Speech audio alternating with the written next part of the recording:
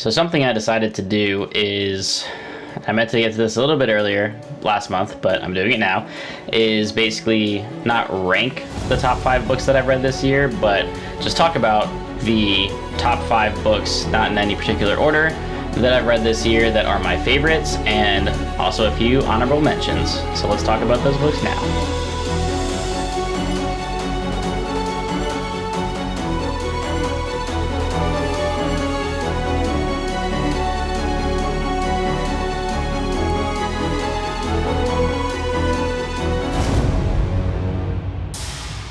So welcome back everybody to the channel. My name is Alex. Please like and subscribe if you like this content, and let's talk about some books. So first up, honorable mention number 1 is Stormfront by Jim Butcher, which is book 1 of the Dresden Files.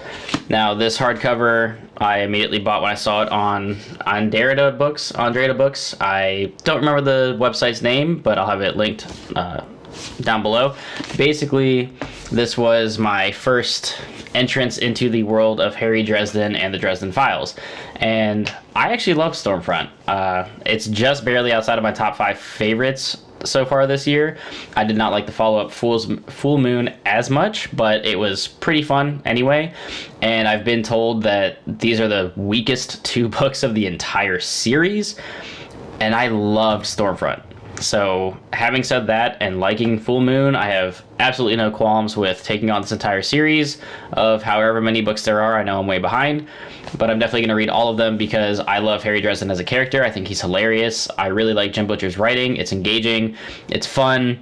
There's a lot of humor, a lot of wit. Just the whole modern urban fantasy setting with a wizard that's helping the cops, go through these investigations and these crimes that are being committed by magic users, essentially, and magic beings is just super fun. And I did not expect to enjoy this quite as much as I did. And it's also a perfect palate cleanser. Not a knock on the book, just saying because of how short they are and how easily they are to read. In between all the Wheel of Time and other gigantic books that I'm reading, they are perfect for me. I love every second of this story so far. These are great books. You should definitely check them out. Second honorable mention is The Poppy War by RF Kuang. Now this just barely doesn't make it as well. I was introduced to this author a couple months ago when I first read this. I have that review right up here. And this was very much a grimdark, military-styled fantasy book. I had heard a lot of similarities to Kingkiller Chronicles with Name of the Wind. I don't understand the similarities. I haven't read Name of the Wind yet, but I think it has to do with the school setting that Rin, our main character, goes through, and some of the teachers that she's involved with, I guess, parallel pretty close with Kavoth's story in Name of the Wind. I hope I said that name right. Comment me in the comments below if I didn't say Kavoth right. But The Poppy War was great. Super violent. The battle scenes in this were fantastic, and what I said in my review was one of my favorite things about this book is that while focusing on the combat is a large part of the story, it focuses on the aftermath of combat as well. So a lot of these scenarios that Rin walks into or finds out after a battle is just the death and the chaos and destruction that a battle leaves behind. And it's very detailed and very gory at times, which is perfectly fine for me. I love grimdark fantasy, but it really focuses hard on PTSD with some of these characters and just the ramifications of actually being at war. And I love that about this book. I really want to see where the story goes. I did just pick up The Dragon Republic, and I plan on finishing that before The Burning God comes out in November. Third honorable mention here is actually book 3 of the Erewhon Mistborn series, which is Hero of Ages. Now, I will just briefly talk about this because I actually think I like Final Empire more, which is in my top 5, but Hero of Ages was arguably one of the best endings to a trilogy that I personally have ever read. This was my first series that I came back to that I read, first book to third book this year. I started at the beginning of the year with Assassin's Apprentice after not reading anything for 10 years. Really didn't vibe with it. I wasn't expecting as slow and non-assassin of a story as it was, but then I jumped into Mistborn and I immediately fell in love with Brandon Sanderson as an author and his writing. Didn't like Era 2 very much, but I love this first trilogy, and Hero of Ages nearly made me cry when it ended. I felt like I lost something at the end of it, almost just like I didn't want it to be over, but it also ended so well that it hit me pretty hard, and I've never actually had a book do that before. So that was a surprise. So Final Empire by Brandon Sanderson, book 1 of Mistborn. Now, the reason that I think this makes the top 5 outside of Hero of Ages is because as much as I like the conclusion, I loved the introduction even more. Because in Final Empire, you really get to explore allomancy, you know, Brandon Sanderson's magic system that he handcrafted to make such a science out of. I love the entire world and the atmosphere, just the bleak setting that they're in. The characters are so diverse and interesting. Vin is a main protagonist, while I can't relate to a young female protagonist, didn't take away from the story. I loved her as a character. She's an absolute badass. Obviously starts out the story as kind of, you know, a thief, kind of low life-ish kind of person, you know, in this group of thieves and bad people, until she is met by Kelsier. Met by, is that a thing? Kelsier meets her and really gets her to understand her powers and the fact that she is powerful and can use all these different kinds of magic. Obviously, this world revolves around allomancy and mistings and other characters that have magical abilities, and Mistborn have the capabilities of all of the allomantic metals.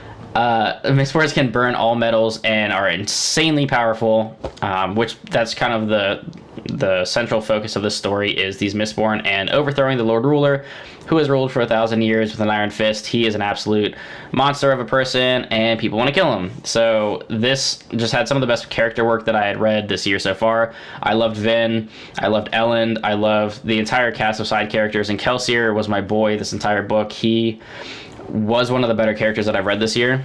So I loved the Final Empire and the entire first trilogy. It was incredible. And as big as the books are, Brandon Sanderson's writing style is just so engaging and approachable. I didn't care for some of his other books, but Mistborn was just like perfect to me, right up my alley. I loved every second of that entire trilogy. Where to go next? Let's go with Pierce Brown's Golden Sun. So this is actually book 2 of the first Red Rising trilogy. He is currently working on the 3rd book of the 2nd trilogy, which I have also read. I've read all 5 of these. But book 1 of Red Rising, I nearly did not finish. I stopped reading it multiple times, as I said in my review. Just wasn't clicking with me. It felt very juvenile. It felt very YA-ish. It felt kind of like a young author trying to be edgy a lot. And I just really didn't care for it. Until the end, I finally, you know, I saw what was I saw where it was going, and I was on board enough to see it through. And after watching Mike's book review just constantly praise these books, I was like, okay, let me see where this is going, because he swore to me book 2 is like where it turns around, and that is gonna blow me away. And it did. And it's still my favorite Red Rising book. This book expanded on everything from Red Rising book 1.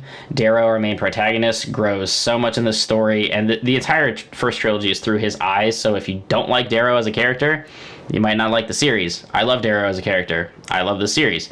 But just some of the best friendship that I've read so far this year, and some of the greatest cast of characters. Severo is hilarious and an absolute psychopath. Mustang, just the entire uprising in this book is fantastic to read about. Obviously, the basic premise, if you don't already know, starts in Red Rising. Essentially, the world is owned by Golds. They rule everybody. It's a caste system based on colors. Darrow is a red. The Golds rule the top. In between, you have Obsidians, Grays, Blues, etc. And basically, it starts with an uprising similar to Hunger Games, which is what I was badgered with for Red Rising, is that it was Hunger Games in space. Yeah, kind of, not sort of. I'm just making stuff up today. Kind of, not really. But once you get into Golden Sun, he really comes into his own as a character, and the story really takes off. There are tons of incredible twists and turns in this. A lot of WTF moments. Just what I love about it so much is it felt very fantasy to me. And I actually tweeted at Pierce Brown because I was like, okay, is this fantasy or is this sci-fi? Because it feels very, very fantasy to me. The sci-fi is incredibly light. He responded saying, think of it as sci-fantasy. So there you go. Sci-fantasy. You're going to feel at home if you're a fantasy reader with this, because while it does step into sci-fi, because they're in space, they're dealing with space battles, spaceships, things like that, It's not something like The Expanse. This is not Dune. This is not hard sci-fi. This is very much a fantasy setting, mixed with sci-fi because it's set in the future. It almost has to be sci-fi. You understand what I'm saying? But just, I loved every second of this book. It was absolutely amazing. Morning Star, book 3, was incredible as well. That was, aside from Mistborn Era 1's ending, definitely the second... I'm going to say the second best ending that I've read this year for a trilogy. It might eke out Hero of Ages, I'm not sure. But those two books are so close for me as far as how it wrapped up the original story. It's a fantastic book, fantastic series. And I appreciate Red Rising so much more after having finished all these books, because now I really see where Pierce Brown was going with a lot of this stuff. And I need to take that forward with all these other series that I'm reading, because I'm usually a sucker for book 1 and drawn in. This one I was not, but I gave it my time, and after reading on throughout the series, I ended up loving it, and now I have a great appreciation for what he built in Red Rising. Next up is a book that I absolutely loved. I picked it up on a whim when I was in Minnesota for work. I decided to get out of the hotel, go find a bookstore, and I found a local bookstore and got Rage of Dragons because it looked cool. I knew nothing about Evan Winter as a writer at the time. This was his first novel, after all. I burned through this book in maybe 3 days. I don't even remember. It was so action-packed, so nonstop. It's obviously a military fantasy, and the most engaging part of that book to me was that it's not a traditional Western medieval style fantasy. It's African setting, and you have a lot of the same fantasy tropes. This is basically a revenge tale at its heart. That's what this book is. But it is nonstop action, absolute page turner. You're seeing the world through Darrow. I still have Red Rising on the mind. You're seeing the world through Tao's eyes, and his revenge story is the entire center of this book. But what's so fascinating is the setting itself, because it's not the typical medieval knights that you're used to seeing, and the setting that you see in things like Game of Thrones, Wheel of Time, Lord of the Rings. This is African setting, so you have their whole different religious beliefs mixed in with this book. The magic system is something I haven't seen before. You have a lot of great friendships with this cast. It's some of the most fun dynamics that I've read this year. Basically what I hear about Kings of the Wild is kind of the vibe that I got from this, where the whole cast interacting, the group that surrounds Tao is just so fun to be around, and they're constantly feeding off of each other in these scenes that they make the entire story engaging. And I really enjoyed a lot of the side characters around Tao, because while he may not be the most approachable main protagonist, he can be hot-headed and stupid and make almost all of his decisions based on rage and revenge. I really enjoyed him as a character. I know some others haven't, but I was so engaged with this book that, I know this is cliche to say it, but I couldn't put it down. And I cannot wait for Fires of Vengeance, which comes out also in November, I think. I have that pre-ordered already. Basically, November is going to be a mess because I haven't even started Stormlight, and Stormlight 4 is coming out. This sequel is coming out, and The Burning God is coming out. So I have a lot of reading to do. All right, next let's step into The Wheel of Time, which up until I read book 4, The Shadow Rising, Eye of the World was my favorite of the first 3, which people thought I was crazy. But again, I really like first books into these series typically because I get introduced to the world, the writing style, all the different characters, the setting, the magic system, etc. I loved The Eye of the World. I thought The Great Hunt was slightly behind it. I thought The Dragon Reborn was a step down. And then The Shadow Rising hit. And as long and gigantic as this book was, I was in it the whole way. I absolutely love Robert Jordan's writing style. This had the best Wheel of Time character work, I think, of the whole series so far. And I know this is a lot of people's high point of the series. Hopefully it doesn't just go down from here. I don't expect it to. But the characters really started to grow on me. The main cast of Rand, Matt, Perrin, Egwene, Elaine, Nynaeve, everybody grew so much between the ending of Dragon Reborn and this book that I was absolutely fascinated by all of them. I didn't like Rand really until this book. I think he's great now. I still don't love Matt, but he's growing on me a little bit. I absolutely love Perrin. I really like the dynamics of the trio of ladies of Elaine, Egwene, and Nynaeve going on their adventures during these books. There's just so much going on. I mean, I still have no idea what to expect out of the series. It's 13 books long. I don't know where this is really going to go. To be honest, outside of like the prophecy and things that you're kind of told up front, I assume there's going to be twists and turns in there that I'm not expecting, so I am fully engaged and basically reading 1 to 2 of these every month.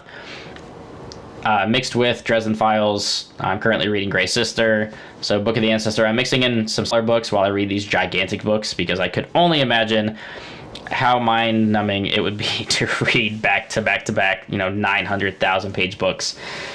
Like, I'm probably going to have to do a Stormlight. Anyway, my last book that will make my top 5 as of right now, halfway through the year, of the top 5 best books that I've read this year is book 2 of the Faithful and the Fallen series by John Gwynne, and that is Valor. Now, in my Malice review, I did say that I didn't love it. There was a lot that I did love, and I saw where a lot of things were going. It was a great foundational base for this story. There were certain things that I didn't love. I thought there were a lot of down points. It was the pacing wasn't perfect. I didn't necessarily like some of the characters. Valor fixed everything. Every single complaint that I had about Malice, absolutely fixed in Valor. This was all kinds of a page turner. You learn more about the prophecy of this world, which is based on the God War that happened years and years and years ago. Obviously, good versus evil thing happened. World kind of broke, rebuilt. Now the prophecy says that might happen again.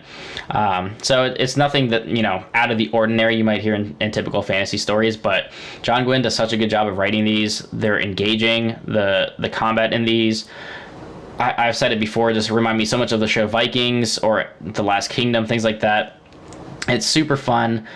It's so approachable and easy to read, and honestly, one of the best things about these books is John Gwynne himself, because he has to be the most active author I've personally ever seen on social media, whether it be Instagram or Twitter, YouTube, doesn't matter. He will respond to you. He will talk about how excited he is that you're reading his books. He is just fantastic on all forms of social media, and I absolutely love that, because he's so engaged with his audience, and he seems very appreciative that people read his books. I wish more people would read these books, and it seems like it's catching on, because I've now seen Elliot and Daniel Green and a whole bunch of people reading The Faithful and the Fallen. I had actually bought book 1 Malice months ago, and it just sat on my shelves. I thought it looked cool, and then I finally got around to reading it as part of a quasi read along. I definitely fell behind because I'm reading so many other things, but these books are fantastic. Valor expands on all the characters and the story. It was just hands down one of the best things that I've read this year, and I almost feel, no, not almost, I feel bad that I haven't continued it yet, because I started The Wheel of Time in Dresden and a bunch of other really long series, so I should probably get back to this. And the other 2 books are sitting up there on my shelves, and I need to get back to them, because Ruin and Wrath, I hear, are absolutely fantastic. He also has a second trilogy that is set in the same world hundreds of years later, and he's apparently working on another series with a, I think it's Norse mythology background. So I'm on board for this author. I love these books.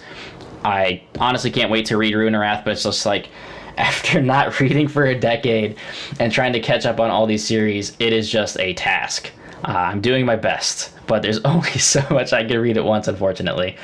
But halfway through the year, those are my favorite books that I've read so far. So the 2 honorable mentions, Poppy War and Stormfront, and then of course and Hero of Ages. I'm skipping that, aren't I? And Hero of Ages. And of course my top 5, which is Final Empire, Golden Sun, Valor, Shadow Rising, and The Rage of Dragons. But I would love to hear about your favorite books this year, what you all are reading currently, what's been, your top 2, top 5, however many you want to talk about, what you've read this year that really took your breath away, whether it's a reread, a new read, doesn't really matter. I just want to talk about books. So drop in the comments down below. Let me know if there's anything that you're currently reading or that you've loved this year, and we'll chat about it. But until next time, everybody, keep reading.